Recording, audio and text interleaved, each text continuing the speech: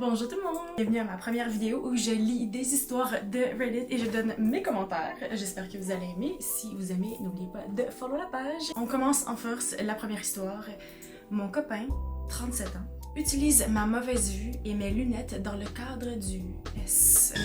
J'ai 30 ans, ok? Je sais pas, mais si t'écris ce texte-là, c'est parce qu'il y a quelque chose qui te dérange là-dedans.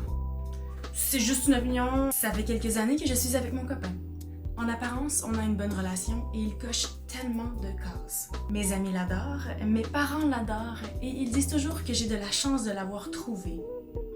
Il y a un truc qui me tracasse depuis des années et je réalise enfin à quel point ça m'a affectée. Je suis extrêmement myope. Ma correction est de -14, -15 et sans mes lunettes, je ne vois pas ma main si elle est à bout de bras. Donc je suis pratiquement aveugle et dépendante d'aide visuelle pour fonctionner.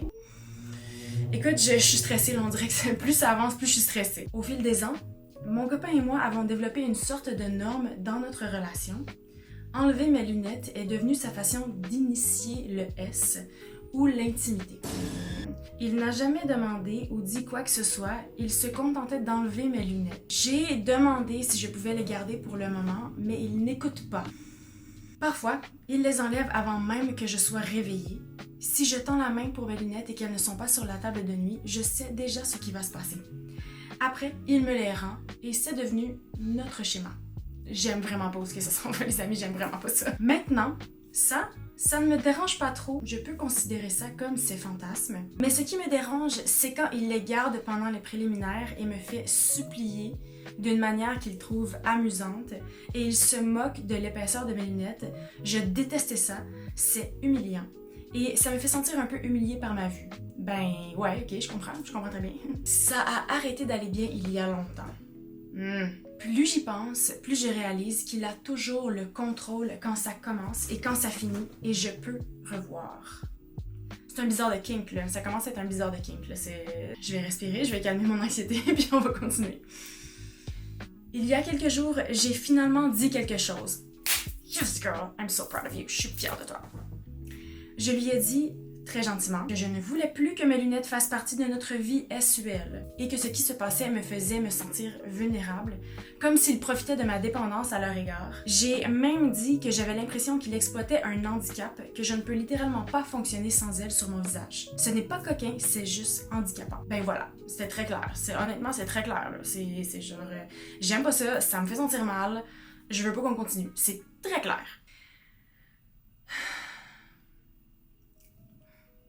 Il s'est immédiatement mis sur la défensive et m'a dit que je l'accusais de quelque chose d'horrible et que j'attaquais son caractère.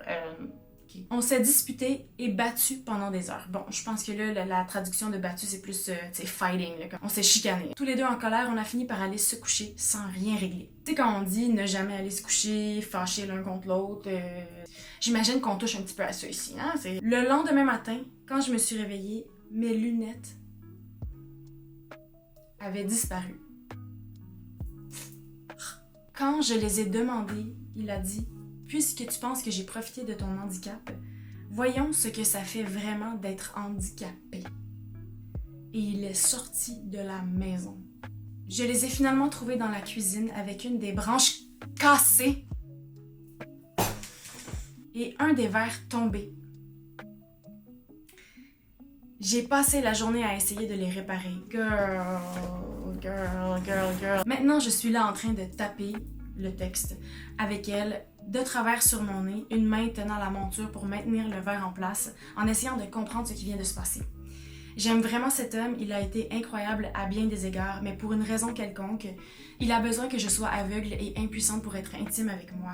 J'ai perdu confiance et le sentiment de sécurité, Bastille. Cependant, une partie de moi veut vraiment arranger ça, passer à autre chose et faire en sorte que ça marche.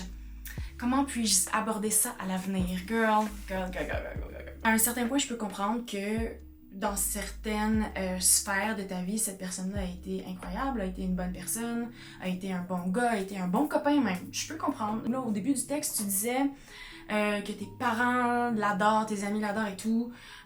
Décidément, ce gars-là a fait quelque chose de bien pour pouvoir paraître comme une bonne personne. Maintenant,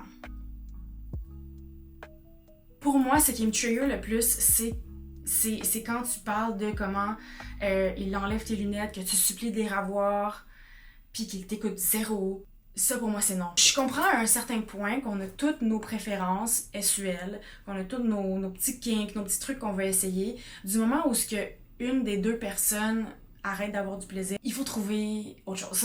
Et pour moi, le fait qu'il ne respecte pas ça, qu'il ne respecte pas que toi, ça te fait pas plaisir, que toi, t'as pas de fun, que toi, à un certain point, j'imagine, puis là, tu le dis pas, puis je peux pas parler pour toi, mais j'imagine que ça affecte aussi le plaisir que t'as SUellement avec lui. C'est non pour moi. Et excuse-moi, mais le fait qu'il a pris tes lunettes, qu'il te les a enlevées sans ton consentement, qu'il les a brisées, puis ensuite qu'il est parti de la maison, pour moi, c'est de la... Ça se fait pas. Parce que c'est pas parce qu'il te fait pas mal physiquement, comme à toi, à ton corps, qu'il est pas abusif puis violent. T'sais, pour moi, casser des trucs, casser des choses, surtout des objets que t'as besoin pour fonctionner littéralement, ça c'est de la... J'aimerais lire quelques commentaires qui sont pertinents ici. C'est un comportement abusif et dangereux. Il te met intentionnellement impuissante et ignore carrément tes noms.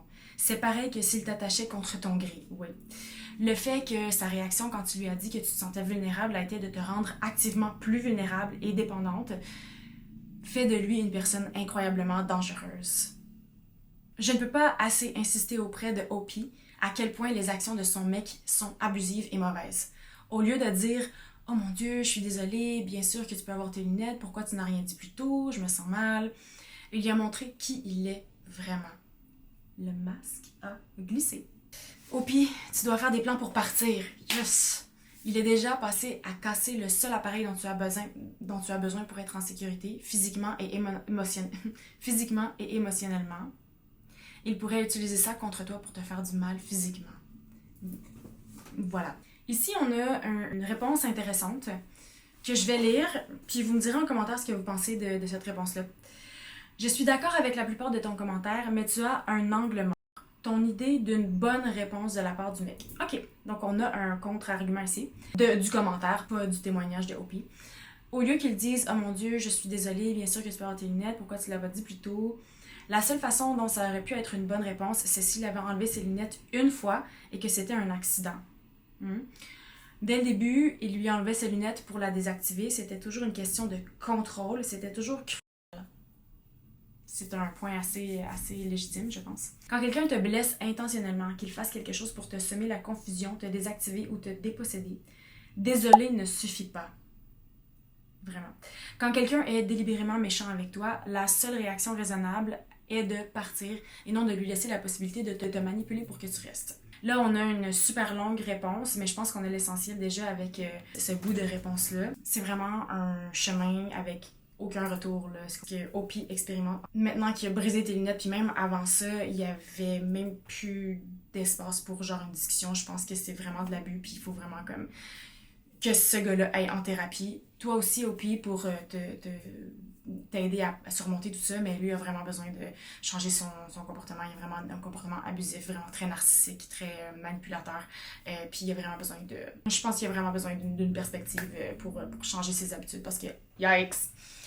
Ceci dit, j'espère vraiment que tu as trouvé une façon de te sortir de tout ça. Selon ce que j'ai lu dans ton texte, tu voulais vraiment pas le quitter. Quand ça fait longtemps qu'on est avec quelqu'un, qu'on est habitué. Puis surtout quand on a vécu des bons moments avec quelqu'un, c'est très difficile de voir au-delà de cette relation-là. Oui, cette relation-là peut avoir une fin et toi, tu peux vraiment être heureuse après ça. Je te souhaite vraiment d'être heureuse au pied. Mouah!